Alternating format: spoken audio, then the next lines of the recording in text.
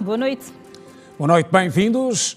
Estão no topo da atualidade hoje contas ligadas ao processo de contratação pública. Resultados da avaliação ao Sistema Nacional foram divulgados hoje aqui em Luanda. 13 empresas estão proibidas de fazer negócios com o Estado. O número faz parte de um total de 18. As restantes 5 ficaram de fora por ausência de provas. No geral, estão em investigação mais de 200 empresas. O não cumprimento dos contratos em que uma das partes se furta das suas responsabilidades pode levar à aplicação de medidas proibitivas que podem significar a não contratação de serviços públicos por tais organizações. Esta é a realidade de 3 empresas que, por um período que deverá variar de 1 a 3 anos, ficarão impedidas de executar contratos com o Estado. Nós temos 258 processos a serem analisados a nível do Serviço Nacional da Contratação Pública.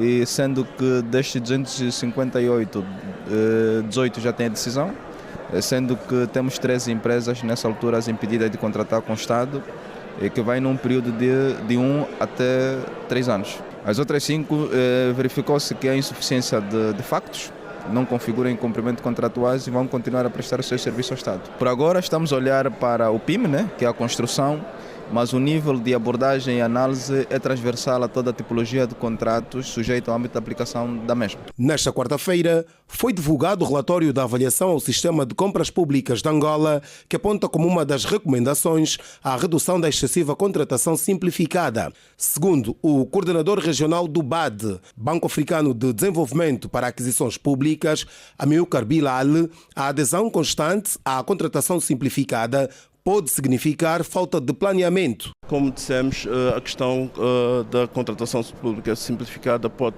ter a ver com falta de planeamento e se nós melhorarmos, se implementarmos as principais recomendações, a questão da capacidade dos compradores públicos, com melhor planeamento também diminui-se a contratação pública simplificada. Quanto a essa temática, o diretor do Serviço Nacional da Contratação Pública admite o excesso desta modalidade, mas lembra que se trata de uma prerrogativa definida por lei. É um desafio porque, não obstante o procedimento de contratação simplificada ter a devida consagração legal, e ele tem requisitos próprios para ser adotado. A secretária de Estado para o Orçamento, Josiane de Souza, considera crucial a implementação de ações que tenham como base a transparência na contratação pública, uma vez que são alocadas muitas verbas do Orçamento Geral do Estado. Uma vez que 28% dos recursos do Orçamento Geral do Estado, por exemplo, de 2023, foram destinados à contratação pública. Portanto, é imperioso o aprimoramento de todos os intervenientes na contratação pública, os órgãos reguladores, fiscalizadores, o setor público e os agentes privados. E é inadiável a necessidade de fortalecer os procedimentos inerentes às aquisições públicas, de forma a torná-las mais transparentes, justas, eficientes, económicas e concorrenciais, pois a melhoria da qualidade da despesa, evitando desperdícios, é um objetivo premente e permanente a alcançar. O relatório refere ainda que o Serviço Nacional da Contratação Pública carece de maior independência enquanto autoridade administrativa contratante e de criar abertura para uma maior participação da sociedade civil nos contratos públicos. Contratação pública, assunto na ordem do dia, a par da investidura na África do Sul do presidente Cyril Ramaphosa. Outros destaques nesta edição de quarta-feira. Janete. Exatamente, Simeão Mundula. Medicamentos e tecnologia de saúde, desafios em análise no primeiro encontro metodológico nacional da agência reguladora. Controlo do peso, conselhos e recomendações sobre o perigo de optar pelo jejum intermitente. Voz dos especialistas. Crédito habitacional, processo de facilitação, reações e números divulgados pelo Banco Nacional de Angola. Assembleia Nacional, aprovações na Generalidade, desenvolvimentos sobre a proposta de lei dos crimes de vandalismo de bens públicos e serviços e também a do passaporte nacional. Audiência, a diretora-geral adjunta da Unesco para as Ciências Exatas e Naturais foi hoje recebida pela Vice-Presidente da República. Evolução dos passos no caso do Simplifica 2.0, perguntas e respostas em dúvidas e certezas. Desporto, Taça de Angola no centro das atenções expectativas em torno do Clássico 88 e, claro, notas sobre o Euro 2024. Bem-vindo ao melhor da informação no Giração Jornal.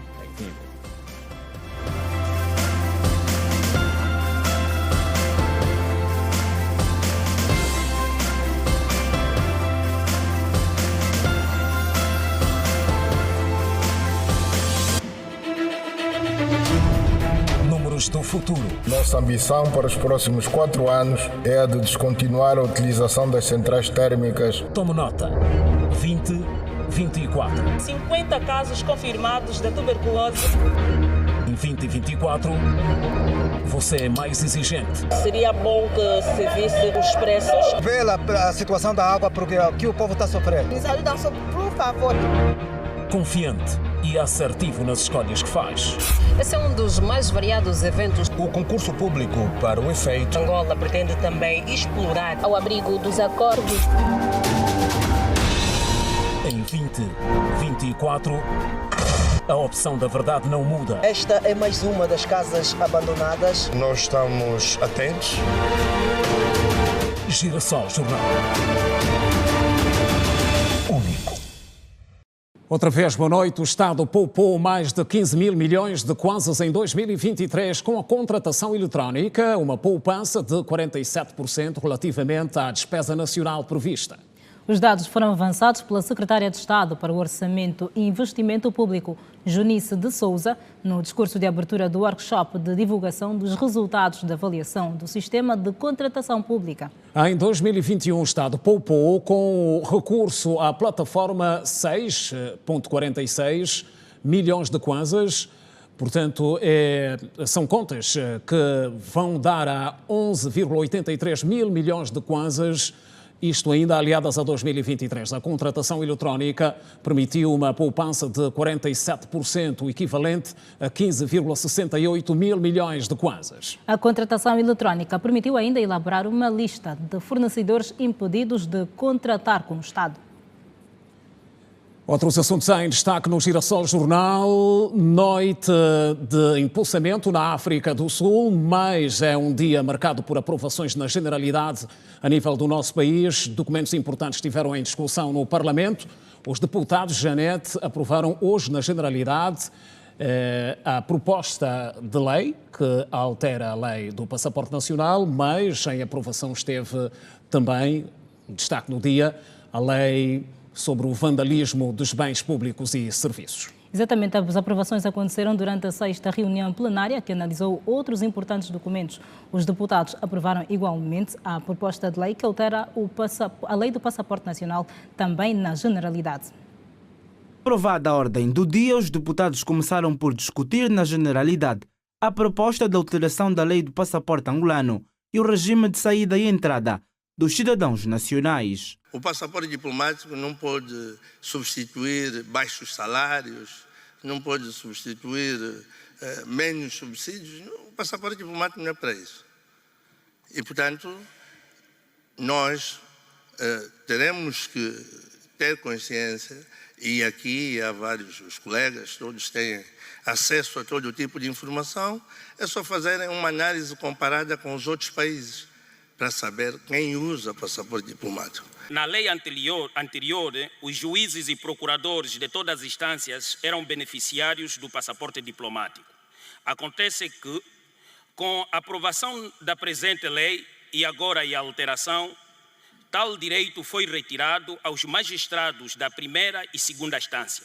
Tal situação representou injustiça aos olhos de quem faz justiça. No caso de Angola, o Executivo propõe a alteração do artigo 22 para que aos juízes dos tribunais Constitucional, de Contas e Supremo, bem como a procuradores jubilados, a antigos deputados à Assembleia Nacional e ex-auxiliares do titular do Poder Executivo, seja atribuído também o passaporte diplomático. Pretende-se incluir no universo de entidades beneficiárias do passaporte diplomático os procuradores-gerais da República jubilados, os juízes conselheiros dos tribunais superiores da República jubilados e os procuradores-gerais adjuntos da República jubilados, uma vez que devem gozar igualmente do estatuto diplomático nos termos previstos nos artigos 21º, 22º da Lei do Passaporte Angolano. O tema passaporte ordinário foi introduzido na discussão.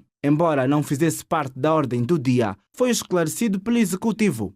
No fim, a proposta de lei do passaporte angolano e o regime de saída e a entrada dos cidadãos nacionais foi aprovada com 187 votos a favor, 1 voto contra e nenhuma abstenção. Na sequência, os deputados discutiram e aprovaram por unanimidade a proposta de lei dos crimes de vandalização de bens e serviços públicos. O debate ficou tenso e marcado por troca de acusações entre os dois principais partidos políticos. Se o governo tem investido muito quanto aos bens públicos e serviços, parece-me que tem investido pouco na educação cívica dos cidadãos. E este é o paradoxo. Quem lidera as arruaças, as barricadas que no fim terminam com a vandalização de bens e serviços públicos?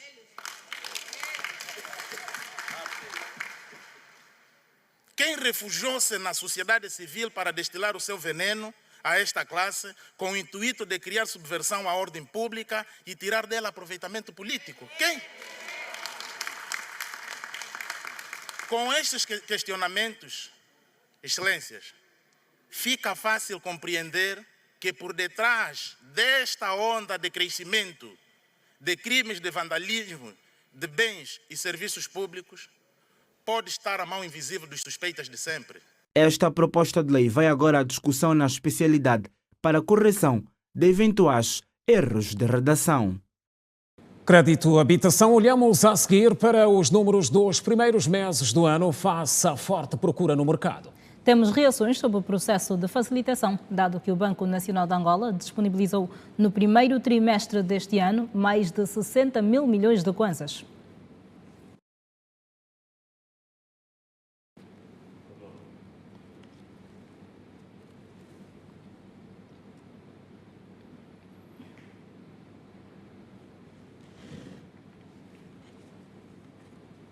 E já voltamos a este assunto, pedimos as nossas desculpas pelo constrangimento técnico que acabamos de ter, mas a notícia já volta. Avançamos com este assunto que tem a ver com a investidura do presidente eleito da África do Sul, Cyril Ramaphosa. A cerimónia teve lugar hoje, é mais um mandato à frente dos destinos das terras de Mandela. Janete. Exatamente. A cerimónia de investidura teve lugar hoje em Pretória e entre os principais convidados esteve o chefe de Estado angolano e também o presidente em exercício da SADC, João Lourenço. Ramaphosa falava durante a cerimónia de tomada de posse que lhe confere poder para mais um mandato de 5 anos à frente dos destinos da África do Sul.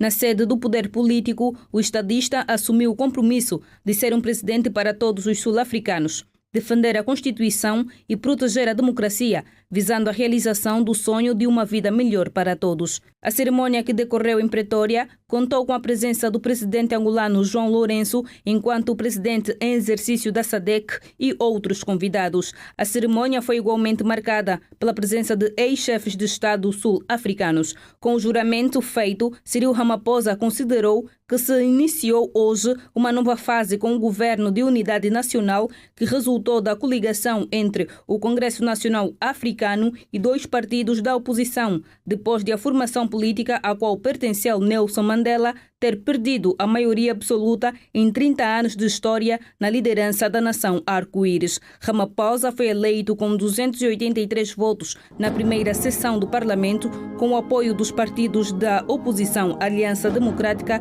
e o Partido Livre Inkatha.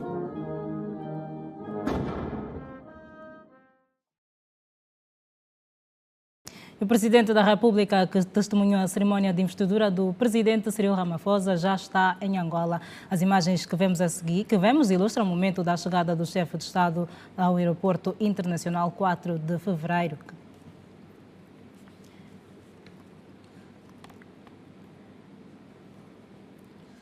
Ora bem, imagens a ilustrar. Estivemos a ver em instantes a chegada do Presidente da República a Luanda depois de ter testemunhado a cerimónia de investidura de Cyril Ramaphosa.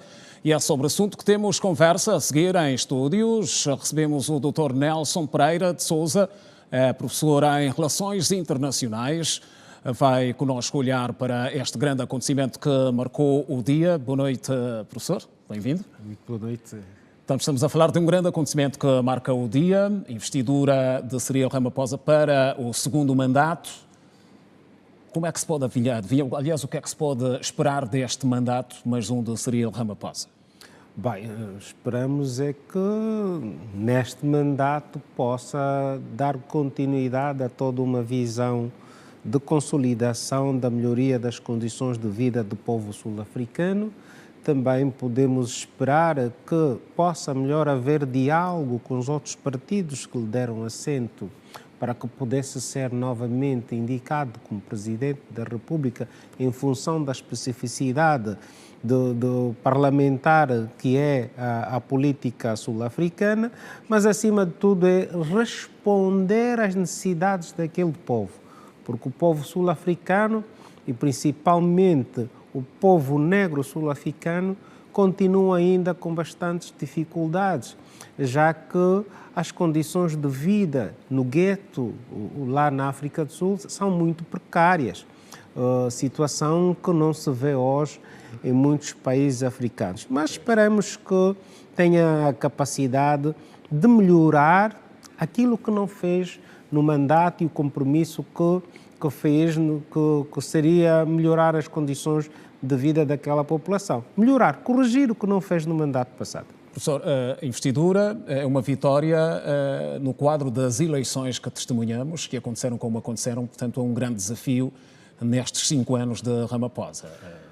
De veras que sim, será um grande desafio, porque nós temos que convir primeiramente por uma questão. Nós estamos num mundo em transformação, porque hoje nós estamos a ver que o ciclo hegemónico está a ser transformado, surgem os BRICS, a África do Sul faz parte desses países emergentes que querem transformar a hegemonia norte-americana em multilateralismo, em que a África do Sul é um daqueles que está a dar passos no sentido de ser um ator mais interveniente a nível das relações internacionais, mas é preciso também aqui fazer referência de que o mundo está em transformação económica. Há aqui uma crise generalizada dos países e também não vamos contar que o PIB sul-africano vai crescer tanto em função das questões geopolíticas, geoeconómicas, geoestratégicas em transformação. Vamos ver se a economia mundial dá um outro salto e possa responder às economias emergentes, ou então as economias emergentes possam transformar o mundo no sentido de decapitalizar os PIBs dos países, em particular o da África do Sul e dos países da nossa região, para que possamos melhorar as condições da nossa população. É possível desenhar uma pirâmide de prioridades que, a princípio, Ramaphosa deve seguir, à risca? Bem, podemos aqui deduzir, ou supor. Vamos ver que a primeira é responder às necessidades vitais da população sul-africana. Vamos ver que não é só a população negra que agora é tão pobre. Até a população branca, que tinha muitos critérios na África do Sul, hoje já vivem também em guetos. Então, aqui a primeira é criar as capacidades e as condições, a frequência ao ensino. Criar as capacidades e as condições do básico, dar o básico no sentido de não faltar água, não faltar luz. Isso é que a população precisa na África do Sul. E depois, por último, criar o mínimo de condições de emprego, porque a África do Sul, a população cresce e a resposta a esse aumento da população não há. Por quê? A ausência de emprego. Há muita população desempregada e quando há população desempregada, há ociosidade. Quando há ociosidade, nós damos aso aqui a outros pensamentos que podem criar dissabores, conforme nós vimos muitas manifestações, e acabar resolvendo o problema que tem com os outros partidos, no caso o partido de Zuma e o partido de Júlio Malema, que são aqueles que criam maior antagonismo, a maior manifestação das populações a nível da África do Sul. Professor, pela forma em que foram vencidas essas eleições, no caso do ANC, acha que é um caminho claro para que este mandato traga a boa nova de, nos próximos 5 anos, o ANC ressurgir, digamos assim, mais fortalecido? Não acredito tanto porque essa é uma mensagem para que o ANC tenha juízo e porque demonstra que, às vezes, os discursos antagónicos, às vezes aquelas posições em não queremos recuar, leva com que depois não consiga haver diálogo, porque o problema da África do Sul é a falta de diálogo entre o presidente Ramaphosa, o ex-presidente Jacob Zuma e Júlio Malema. Quer dizer, estes dois atores, Júlio Malema e Jacob Zuma, são os que estão a ruir a base sólida do ANC.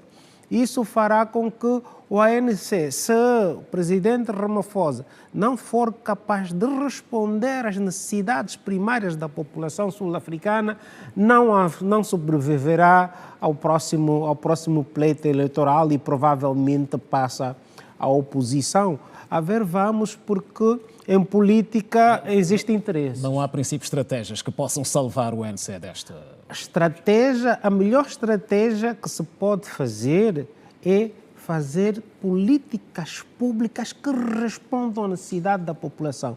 O verbo, só por ser verbo, hoje já não enche barriga. As questões ideológicas, hoje por hoje, já não satisfazem a população. A população está mais instruída, está mais preocupada com o seu ente. O que é que eu tenho para comer, o que é que eu tenho para beber, como mandar os meninos à escola. E o ANC não foi capaz de responder essa preocupação da sua população. Mas, entretanto, se a condição econômica a nível mundial melhorar, o PIB sul-africano cresça, haverá dinheiro para poder suprir. Por isso, a geopolítica e a geoeconômica hoje têm interferido muito na gestão dos governos, na gestão do Estado. Se a condição econômica a nível mundial melhorar, evidentemente acreditamos que a África do Sul também terá condições de melhorar as necessidades da sua população e da sua governação. A melhor forma de mobilizar qualquer povo é fazer políticas públicas assertivas que respondam à necessidade da população. Ora bem, professor, é uma investidura que marca o dia. Como é que olha para aquele que foi o quadro, de forma geral, de convidados, de figuras que estiveram presentes nesta cerimónia, a contar com o chefe de Estado angolano, na qualidade de presidente em exercício da SADC? Bem, as figuras são sempre aquelas de proa que têm estado a aparecer nos vários atos praticados pelas tomadas de posse a nível da África do Sul. Podemos dizer que a figura do presidente João Lourenço era esperada. Por quê? O presidente João Lourenço tem que praticar a nível da sua região uma política de boa vizinhança. E essa política de boa vizinhança foi demonstrada. E é preciso dizer que o presidente João Lourenço não é só o campeão da paz, é também o campeão da diplomacia de proximidade. É aquele que desloca-se e vai ao encontro dos outros presidentes, dos seus homólogos, no sentido de passar uma mensagem de maior proximidade, uma mensagem de calor. Quando nós enviamos sempre um representante, às vezes alguém que representa o presidente não soa bem. E fez bem o presidente em representar Angola de forma condigna, estar lá, passar uma mensagem de que estamos aqui, estamos unidos a nível da nossa região e que a África do Sul pode contar com Angola e, do mesmo modo, Angola contar com a África do Sul dentro da estratégia dos BRICS e a nível da União Africana e as suas representações dentro da ONU. Gostaríamos de ter mais tempo de conversa aqui com o professor. É sempre um prazer, mas temos tempo limitado. Professor, vamos contar até numa próxima oportunidade. Sim, senhora. Muito obrigada e estamos juntos. Obrigado, professor. Estamos juntos. Números do futuro. Nossa ambição para os próximos 4 anos é a de descontinuar a utilização das centrais térmicas. Tome nota. 2024. 50 casos confirmados da tuberculose. Em 2024, você é mais exigente. Seria bom que se visse os preços. Vê a situação da água, porque aqui o povo está sofrendo. Nos ajudam, por favor. Confiante e assertivo nas escolhas que faz. Esse é um dos mais variados eventos. O concurso público para o efeito. Angola pretende também explorar ao abrigo dos acordos. Em 2024, a opção da verdade não muda. Esta é mais uma das casas abandonadas. Nós estamos atentos. Girassol Jornal. Único. E continuamos a informar ainda fora de portas. ONU alerta para risco de aumento da violência étnica no Sudão. O resumo da atualidade internacional acontece já a seguir com o desenvolvimento da Edna Firmino. Edna, boa noite. Olá, Janete. Olá, Simeão. Boa noite. Boa noite, Edna. E assim que nos acompanha, igualmente, boa noite. À medida que prosseguem os combates no Sudão entre o Exército e as forças de apoio rápido, as Nações Unidas afirmam que o mundo está numa corrida contra o tempo para evitar uma perda massiva de vidas. A secretária-geral adjunta da ONU para a África, Marta Ama, afirmou que sem uma ação rápida, o Sudão corre o risco de ser envolvido por mais violência étnica e de se fragmentar ainda mais. O risco de repercussões do conflito continuam elevado. A ONU afirmou que com a fome iminente, as violações dos direitos humanos a aumentar e os combates a escalar, a comunidade internacional deve trabalhar para um cessar-fogo imediato no Sudão. Outras notas internacionais, acompanhem. 6 pessoas morreram em novos bombardeamentos israelitas na faixa de Gaza. Até agora, mais de 37 mil palestinianos já perderam a vida, de acordo com o Ministério da Saúde de Gaza, que não faz distinção entre combatentes e civis na sua contagem. O novo ataque ocorreu num campo de refugiados, na zona de Al-Bureij. 4 dos mortos, inclusive um bebê, eram da mesma família. Eles estavam dentro de casa na hora das explosões. Este conflito entre Israel e o Hamas começou no ataque de 7 de outubro da organização palestiniana e islamista ao sul de Israel. Naquele dia, cerca de 1.200 pessoas, na sua maioria civis, foram mortas. Cerca de 250 foram feitas reféns. Subiu para 25 o número de mortos no naufrágio de 10 de junho no oeste da República Democrática do Congo. 63 pessoas ainda estão desaparecidas, informou hoje um porta-voz da sociedade civil local. O grupo e a Cruz Vermelha trabalham para encontrar os passageiros desaparecidos. O acidente náutico ocorreu na província de Mai-Ndombe, depois do barco que navegava em direção à capital do país, Kinshasa, pelo rio Kwa, ter quebrado e batido em outra embarcação. Os naufrágios são relativamente frequentes na bacia do Congo, porque os rios e os lagos são utilizados diariamente como meio de transporte num país com poucas infraestruturas e florestas densas. A lembrar que a República Democrática do Congo faz fronteira com Angola. 9 pessoas morreram depois que o incêndio provocou explosões num depósito de munição militar na capital do Tchad, Djamena. O porta-voz do governo, Abderrahmane Kolamala, confirmou a notícia nesta quarta-feira e acrescentou que 46 pessoas estavam a ser tratadas de vários ferimentos depois que as explosões despertaram os moradores no distrito de Goji. Moradores entraram em pânico. Muitos pensaram que a explosão foi um ataque armado, segundo um deles informou. A causa do incêndio não foi imediatamente esclarecida e o presidente Mahamat Deby Itno disse que uma investigação seria conduzida. De acordo com os bombeiros, as explosões começaram pouco antes da meia-noite, quando edifícios próximos tremeram e munições foram atiradas do depósito com força explosiva. O Chad, um país de quase 18 milhões de habitantes, tem sofrido com a turbulência política que começou antes de uma controversa eleição presidencial que resultou na vitória de Deby Itno. Ele liderou o país como presidente interino durante o período de regime militar que se seguiu com a morte do seu pai em 2021.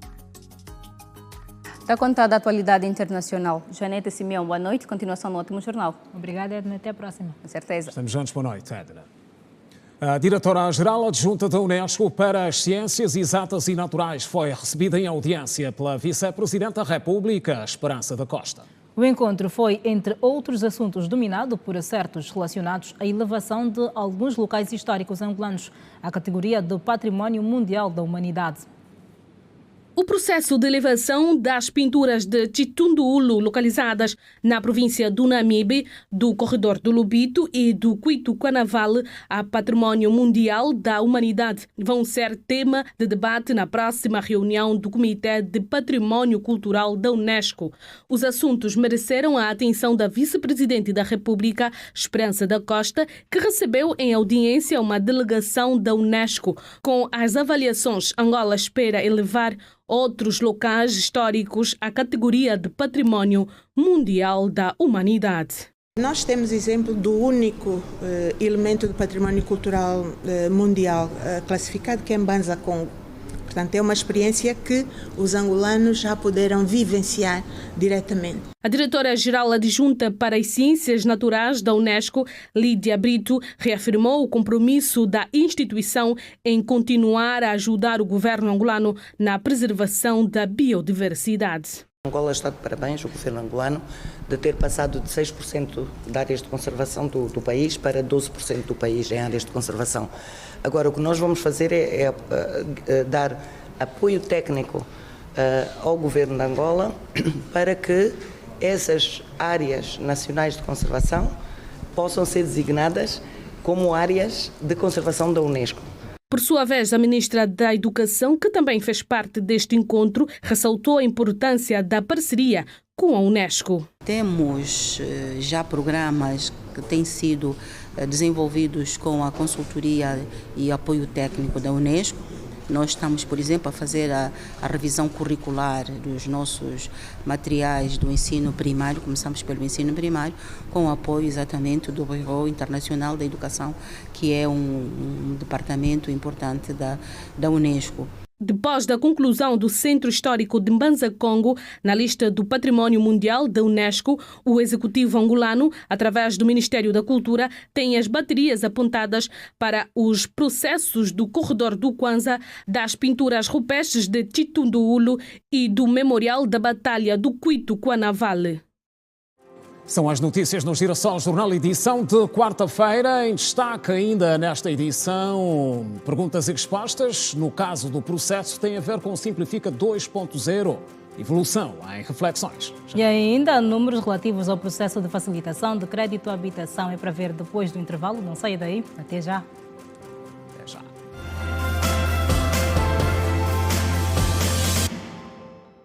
Já de volta ao Girassol Jornal, obrigado pela preferência. Crédito habitação. Olhamos, como prometemos, para os números dos primeiros meses do ano face à forte procura no mercado. Temos reações sobre o processo de facilitação, dado que o Banco Nacional de Angola disponibilizou no primeiro trimestre deste ano mais de 60 mil milhões de kwanzas. O setor bancário concedeu mais de 69 mil milhões de kwanzas em crédito à habitação até março deste ano. Segundo o BNA, o montante disponibilizado ficou significativamente aquém das expectativas iniciais à época da publicação dos regulamentos, indicando que é um longo caminho a percorrer. O próprio Banco Nacional reconhece que os números estão aquém do esperado. E estes números estarem aquém do esperado, primeiro é a demanda por habitação e a demanda do próprio setor produtivo. Nós temos uma base demográfica essencialmente jovem, onde a maior parte do jovem tem a casa própria como um dos seus grandes sonhos.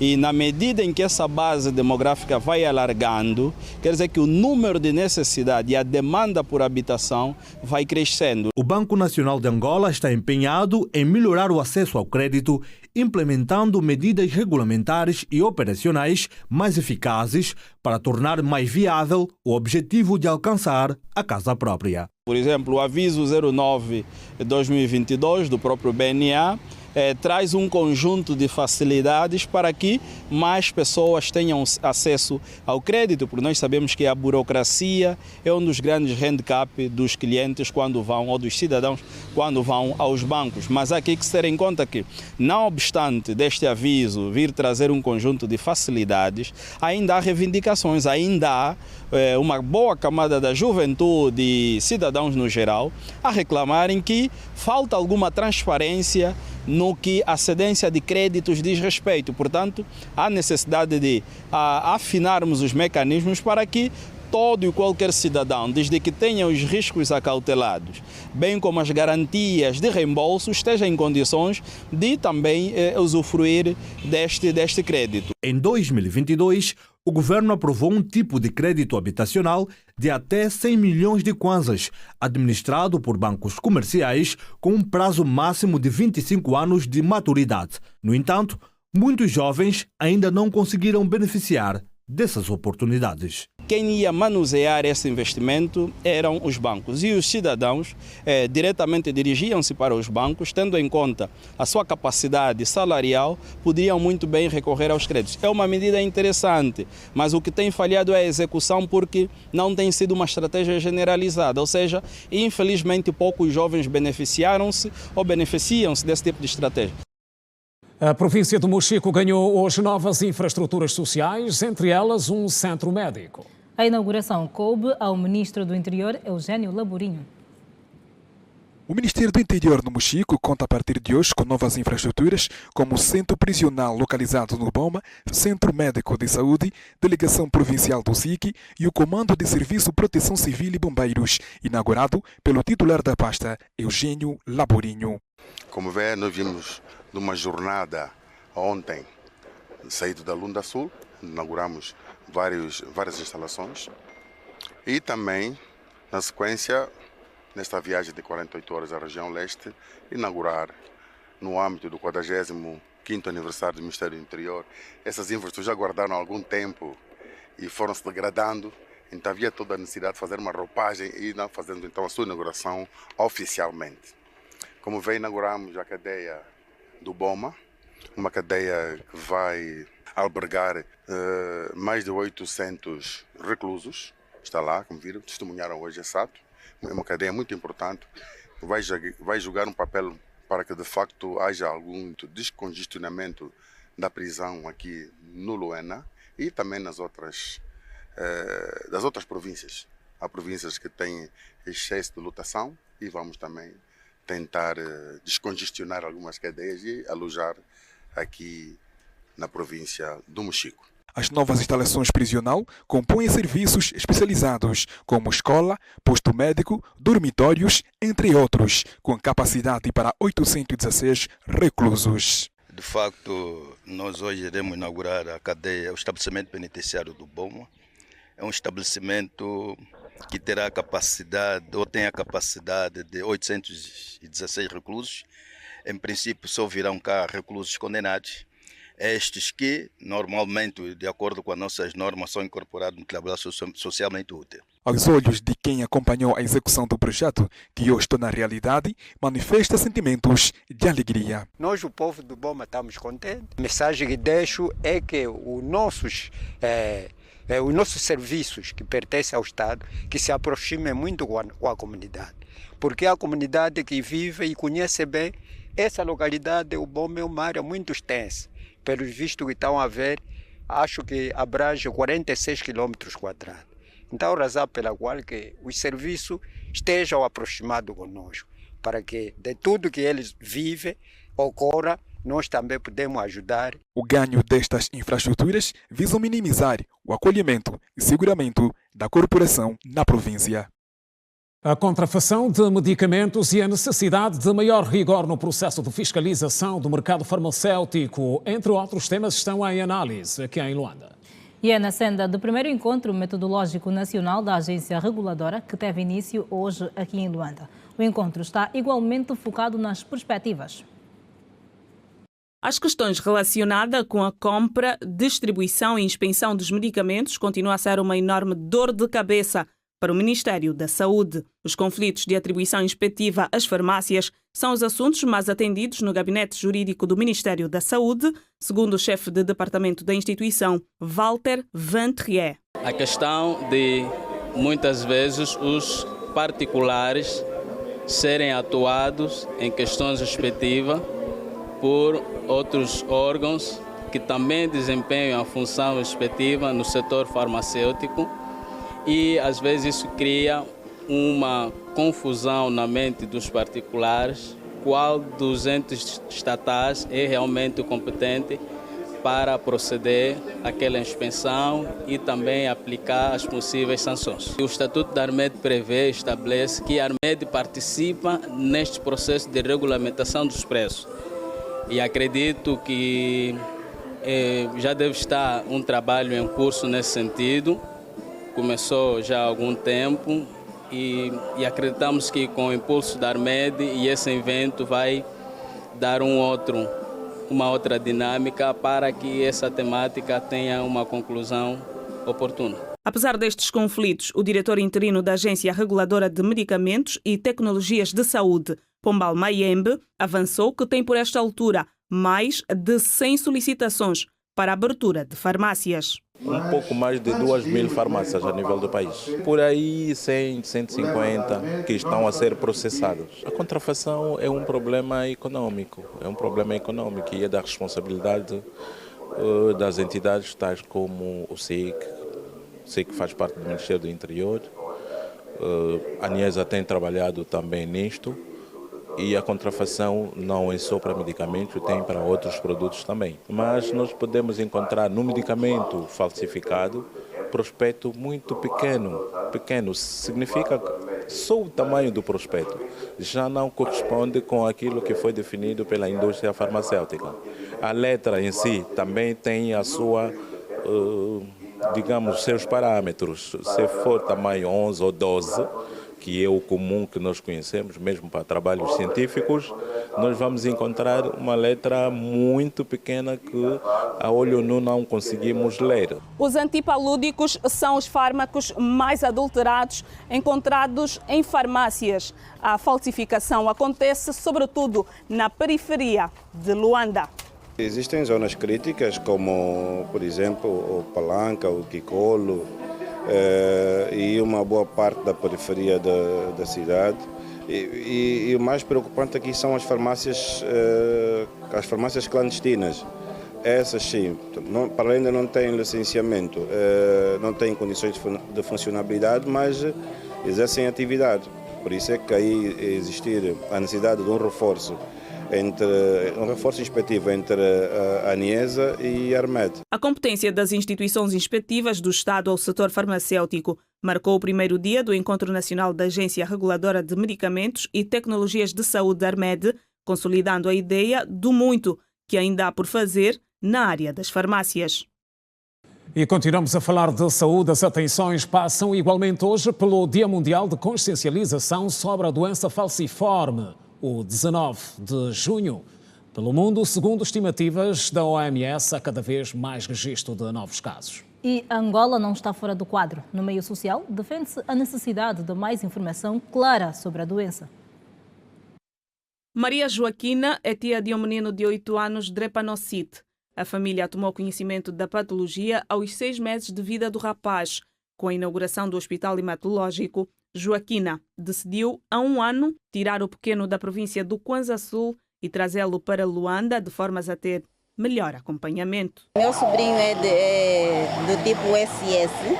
É realmente desafiante, porque esta doença, primeiro é que não tinha muita informação. Uma coisa é você saber, mas está distante. Outra coisa bem diferente é ter ele perto. Então, tenho tentado lidar com isso dia após dia. Não olhar como um problema. Primeiro é necessário não olhar como um problema. E também não estou sozinha, né? Toda a família tem ajudado. Estamos todos nos unidos para dar conta dessa situação. Quando nós fomos ao hospital pela primeira vez, o atendimento foi impecável. Agora há melhor controle. A anemia falciforme é uma doença caracterizada pela alteração dos glóbulos vermelhos do sangue, tornando-os parecidos a uma meia-lua. A crise de dor, sobretudo dos ossos e nas articulações, sintoma mais frequente da doença, é causada devido à obstrução de pequenos vasos sanguíneos pelos glóbulos vermelhos alterados. O professor Feliciano Neto considera que deve haver mais clareza e divulgação da doença. Tinha que ter muito mais divulgação. E de forma muito mais simples e clara, porque percebe-se, né, o nosso cotidiano. As pessoas conhecem pouco os nomes científicos das doenças, então de forma mais amena, numa linguagem muito mais simples para as pessoas perceberem. Muitos até conhecem, mas se calhar com um outro nome. Nós temos a tendência de dar nomes às coisas, às pessoas, então há necessidade de muito mais divulgação, especialmente para a prevenção, para que os pais de antemão façam aqueles exames para não terem muitos problemas depois de terem filhos. Maria Gomes descobriu que a filha é drepanocita quando tinha apenas 4 anos. Esta mãe mostra-se preocupada com o tabu à volta da doença. Normalmente, quando ela fizesse uma febre, a hemoglobina baixava muito. Então depois o doutor pediu que para fazermos uma análise de falciforme para saber a razão. Descobrimos que ela tinha anemia. Desde aí começamos a fazer a consulta de rotina. Graças a Deus viemos ao hospital uma vez por ano. Como tem um controle com a alimentação, principalmente, ela leva uma vida saudável. Tem que ser um médico a nos aconselhar que não pode comer isso, não pode comer aquilo.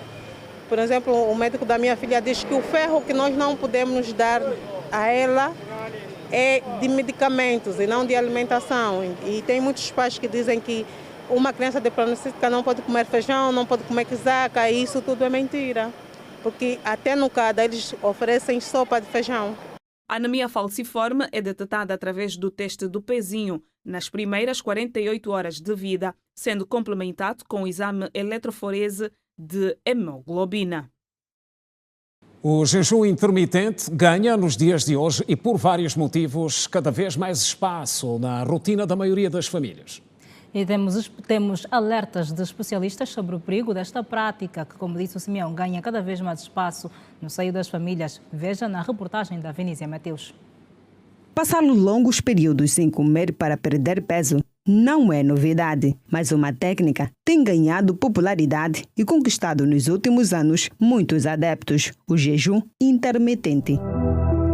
O método consiste em alternar períodos de jejum com janelas de alimentação. É uma estratégia que tem como objetivo melhorar o metabolismo para reduzir o excesso de peso. A nutrição, há muitos anos atrás, mostrava que uma pessoa que é para ser saudável, ela tem que se alimentar de 3 em 3 horas ou de 4 em 4 horas. No entanto, desde que apareceu o jejum intermitente, mostrou que esse procedimento de jejum intermitente tem várias vantagens. As pessoas vão procurar fazer o jejum intermitente com a intenção de emagrecer, porém, ela tem muitas outras vantagens, como é o caso, por exemplo, de ajudar pessoas que vivem com diabetes, como é o caso de ajudar a tratar inúmeras doenças, porque ela ajuda a fazer o processo da autofagia, que é o processo de limpeza do organismo. Há muitas doenças que são curadas, que são minimizadas os sintomas, com o jejum intermitente. Por outro lado, alguns munícipes afirmam que praticam o jejum seco, sem tomar nem mesmo água, normalmente por questões religiosas e não para controlar o peso.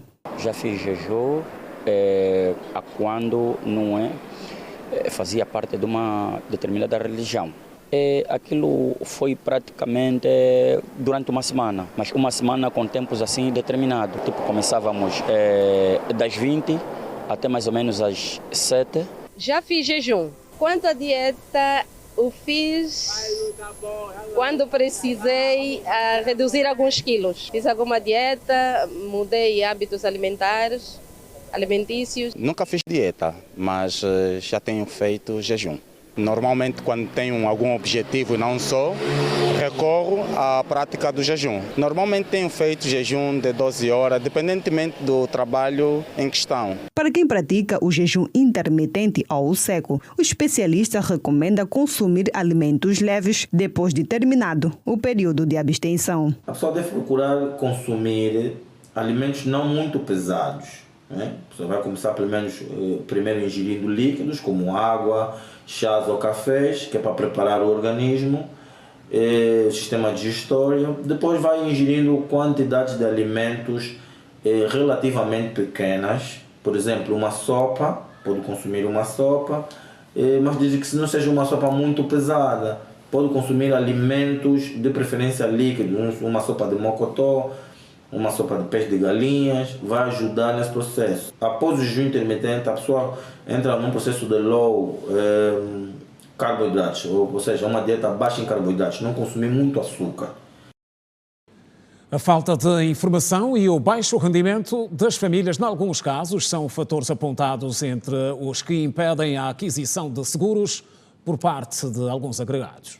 Entretanto, é também apontado o facto de nem sempre as seguradoras cumprirem com o prescrito nos contratos.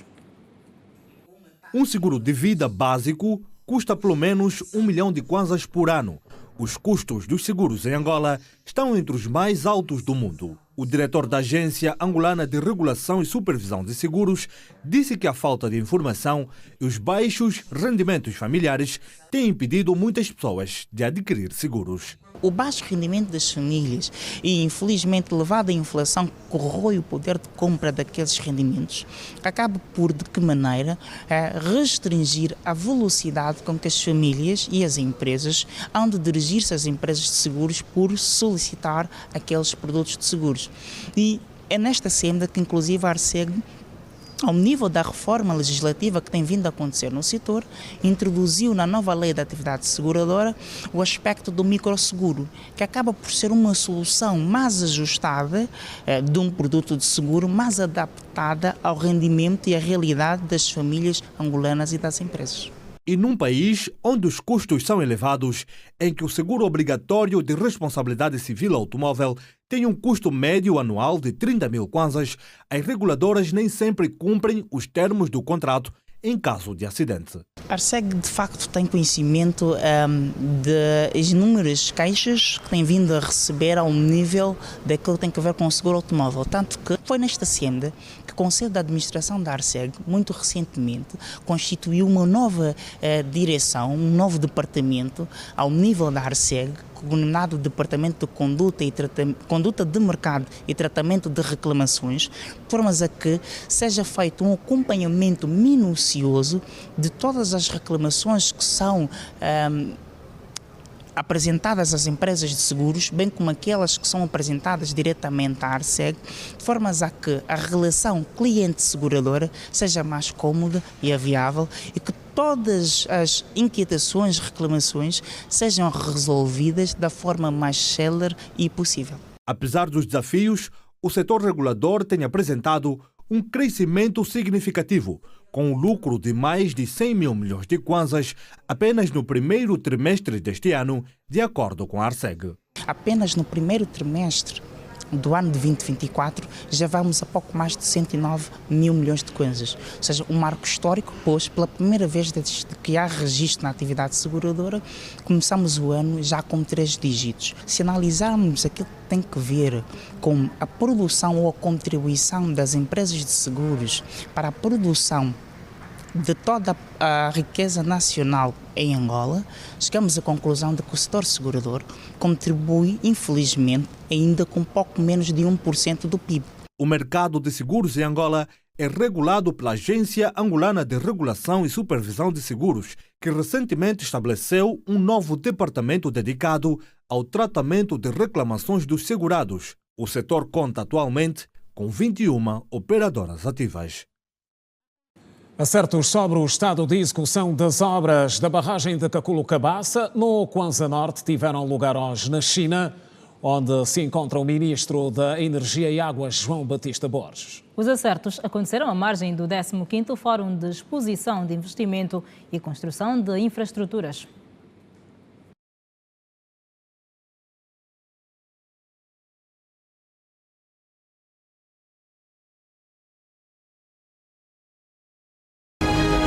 O primeiro de todos os passos. E quando ela me surpreendeu que estava grávida, eu fiquei mesmo muito triste. Início do percurso. Quem lidar com criança tem que ter essas 3 coisas: amor, paciência e afeto. Um filho com atenção especial é uma escola. Eu sinto-me bem porque quando eu não estou no meio delas, eu também me sinto isolada. O berço. Pois o bebê tem 1 aninho e 1 mês. Especial Junho. A criança precisa ser protegida. Exclusivo.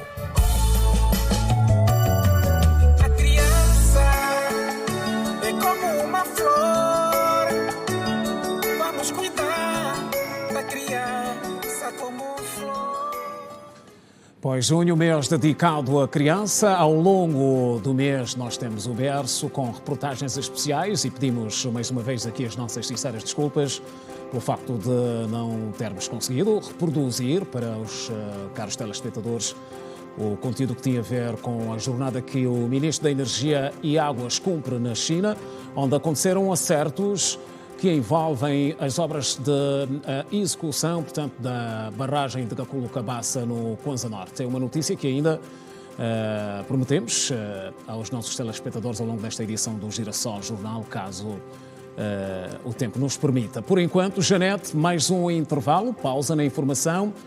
Seguimos, mas no próximo bloco está em destaque o desporto. Exatamente, e ainda no próximo bloco para acompanhar perguntas e respostas sobre a evolução nos passos do caso do Simplifica 2.0, em dúvidas e certezas. Não saia daí, é um até já. Até já.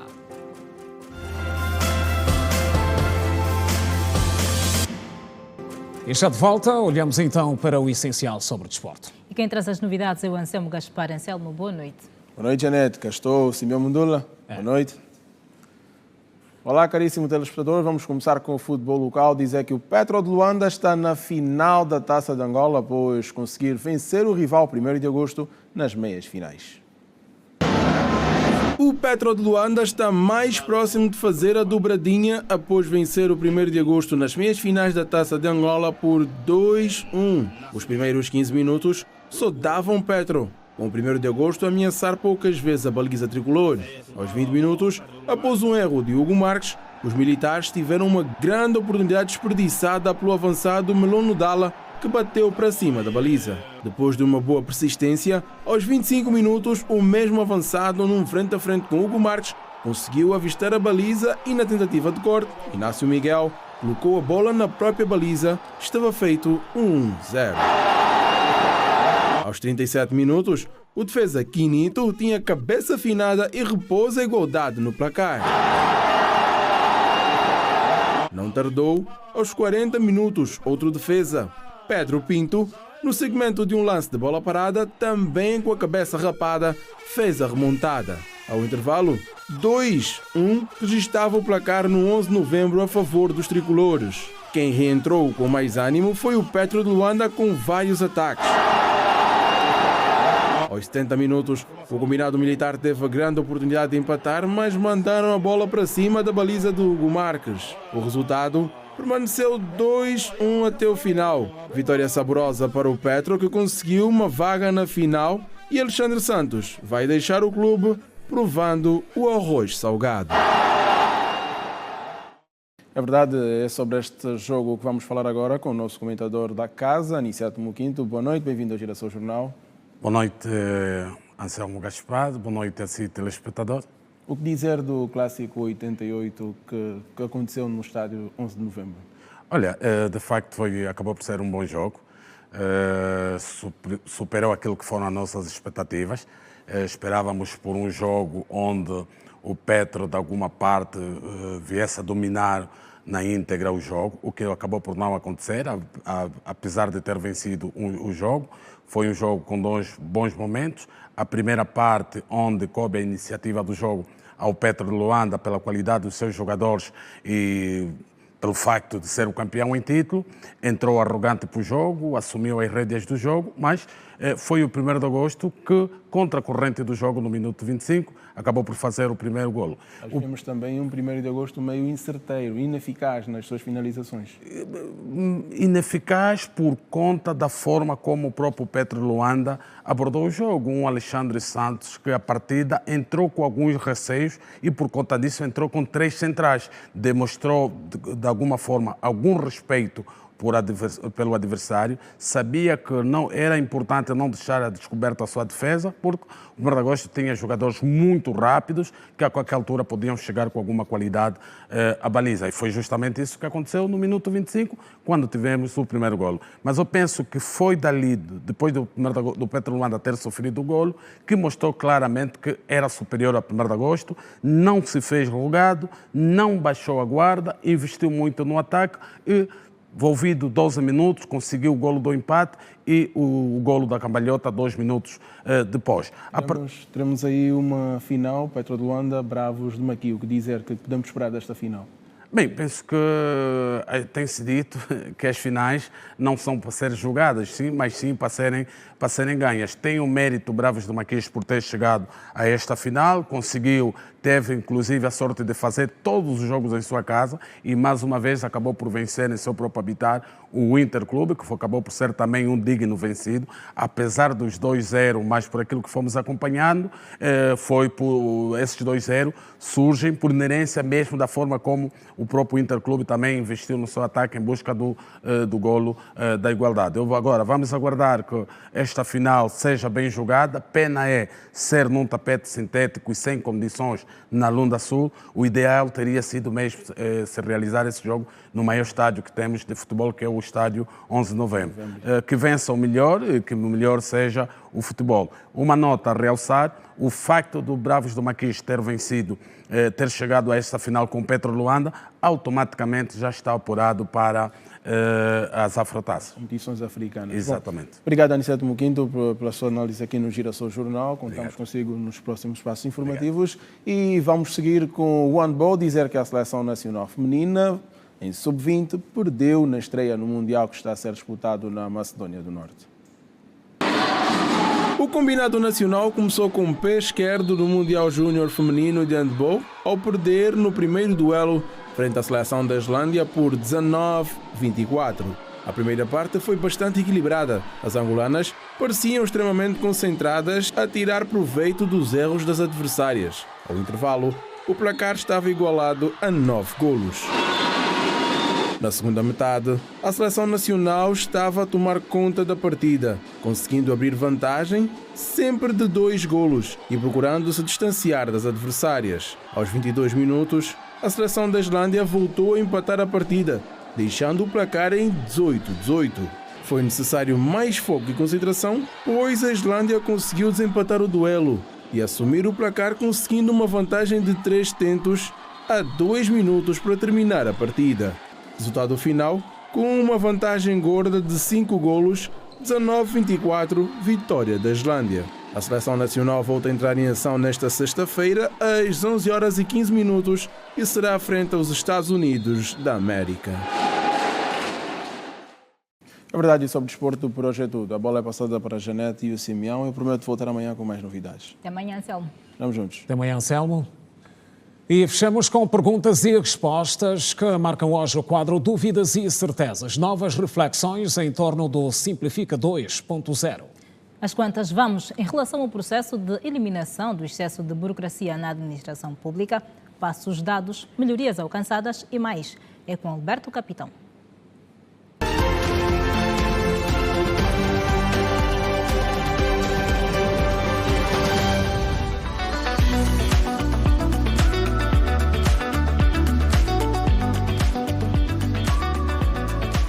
Recorrer aos serviços da administração pública foi sempre uma das grandes preocupações dos angolanos. Para tratar, por exemplo, um bilhete de identidade, um alvará comercial, muitos cidadãos são obrigados a acordar muito cedo, se posicionar nas filas das administrações municipais e locais para conseguir o almejado documento. É a pensar nisso que foi criado primeiro o Simplifica 1.0 e, na sequência, isto em 2022, o Simplifica 2.0. A ideia é desburocratizar o tratamento de documentos nos mais diversos setores. Na realidade, é uma iniciativa coerente que se enquadra naquilo que é a dinâmica da questão da gestão da coisa pública e, sobretudo, da própria administração pública, que vem então desmistificar e, sobretudo, dar maior e melhor celeridade naquilo que são os processos e os procedimentos administrativos. Ora, e é necessário aqui elucidar que, à luz do Decreto Presidencial 195/2002, ou seja, 22 de julho, que traz também a alusão ao artigo, ou seja, ao Decreto Presidencial 165/21, que, no entanto, vem dar alusão a essa questão do Simplifica, com o objetivo de facilitar aquilo que é a comunicação entre o Estado e a própria população, no sentido de simplificar ou facilitar aquilo que será a dinâmica organizacional e, sobretudo, administrativa. Quebra aquela questão da celeridade processual, ou seja, dá uma celeridade processual, e a questão da morosidade, que ainda é um aspecto que deve ser sucessivamente trabalhado a fim de podermos então responder de forma objetiva ao interesse do Estado.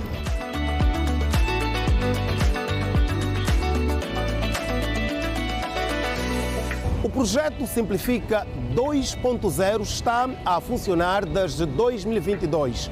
Mas a questão que fazemos é se estão realmente criadas as condições para o funcionamento efetivo desta iniciativa. É necessário que sejam criadas condições, como a capacitação contínua dos quadros da administração pública.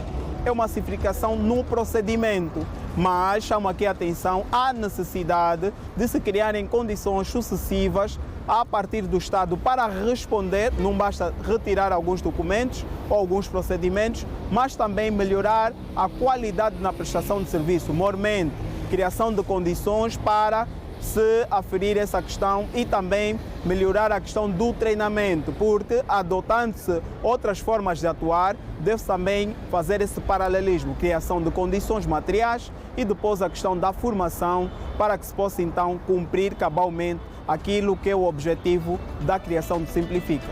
A diversificação da economia é hoje um dos grandes desafios do governo angolano. O Simplifica 2.0 traz também iniciativas que facilitam a vida de quem pretende criar uma empresa, visando assim um melhor ambiente de negócios. O Simplifica 2.0 facilita ideias que têm que ver, por exemplo, com o tratamento de um alvará comercial. Traz uma nota bastante importante, que é o facto de trazer uma diminuição no tempo de espera, mas, sem sombra de dúvidas, deve-se efetivamente traduzir através da melhoria de condições na prestação de serviço, mormente o sentido da formação dos trabalhadores e depois a criação de condições. Reitero, o Simplifica vem facilitar a vida da população de forma genérica e, em especial, do empresariado. Isso traz uma conformidade com a questão de estar Angola a fazer uma diplomacia ou seja, uma diplomacia econômica, no sentido de trazer aqui um chamariz, desmistificando e facilitando a própria questão dos empresários naquilo que é a obtenção de documentos e, sobretudo, na relação ou no relacionamento para com o Estado.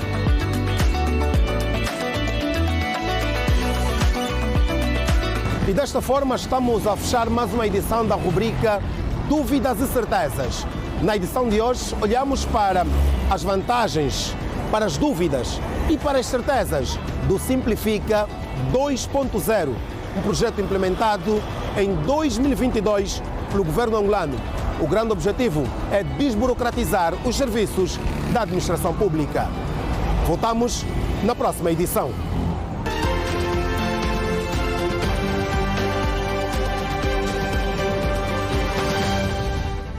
Ora bem, mais uma reflexão registada em Dúvidas e Certezas, que volta na próxima quarta-feira. Exatamente, nós por hoje ficamos por aqui. Obrigada pela companhia de sempre. O Geração Jornal volta amanhã, à mesma hora, 19h45. Boa noite. Está-se bem, estamos juntos, até amanhã.